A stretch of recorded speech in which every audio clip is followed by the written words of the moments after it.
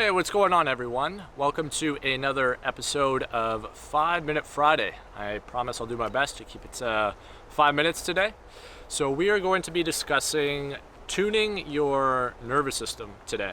So what does it mean to tune your nervous system? Well, I think first it's important to understand that there are different states to the nervous system. So quite simply, there is your sympathetic nervous system, which is known as your fight, flight, or freeze. This is what a lot of people tend to operate from chronically. And there's also the parasympathetic nervous system, which is more of your restorative, more relaxing aspect of it. So what we need to first understand is, what state are we currently in? Now, a lot of people tend to operate, for the most part, from a sympathetically driven nervous system state. And the reason for this more or less just comes down to the byproduct of our culture and how our society currently functions and what people are really becoming adapted for. So if you look, well, just using yourself, I'll use myself as an example because I don't know everyone that I'm talking to, but using myself as an example, before I started to understand the effects of the nervous system, the first thing that I would do when I woke up is typically look at my phone. Now, immediately, I'm taking my body from a state where it was as almost relaxed as possible, where I was sleeping, almost into an immediate flight state where I'm immediately going through my email, I'm going through my text messages, I'm trying to get caught up on the latest buzz of the day, for example. So there's a very quick transitionary period. And keep in mind, at that period, that's also when my cortisol tends to be being released and when it tends to be at its highest point throughout the day, which is essentially trying to wake us up. Comparatively, in the evening, you're going to ideally get more of a parasympathetic response because your body is preparing for rest. But what we often find ourselves doing is not really fully resting. We will watch TV, we'll scroll through our email, we'll be on our phone going through social media or other means of stimulation. And it's this constant feedback of stimulation that doesn't actually allow our body to transition into that more parasympathetically driven mode or state.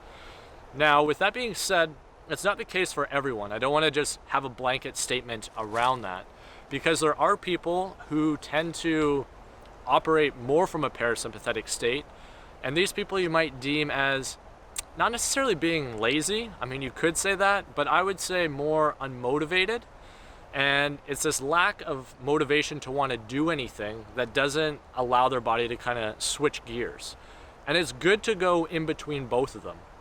I don't think you should chronically stay only in one state of your nervous system all the time. I think we have both aspects of that for a purpose.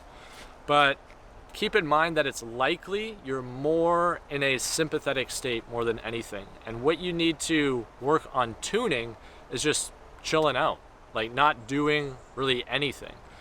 As an example, this past week I took entirely off. I tried not to do really anything work related, and I tried to focus on not focusing, if that makes sense. I guess that's kind of, mosquitoes are getting me. I guess that's kind of meta, but yeah, just trying to be a non-participant for an extended period of time. And any time that I would find myself wanting to do something, because I tend to be quite addicted to work, because of that addiction, my mind is constantly programmed to take me into that state. And what I found is recording myself with this device here. This is called a Whoop, by the way. So it'll whoop you into shape. Is with this, I was able to record my recovery and my sleep. And it was the best recoveries that I've had in, I think it was about 4 to 6 weeks. So a pretty good period of time. And now coming back, and this is my first day actually back to work, we'll say.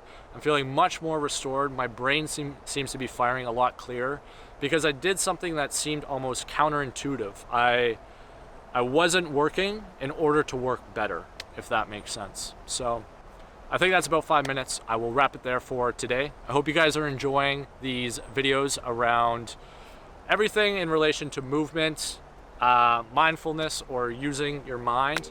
and mastery. So if you are, subscribe to the channel as well as like this video, as that just lets the YouTube algorithm know that this is something that's worthwhile.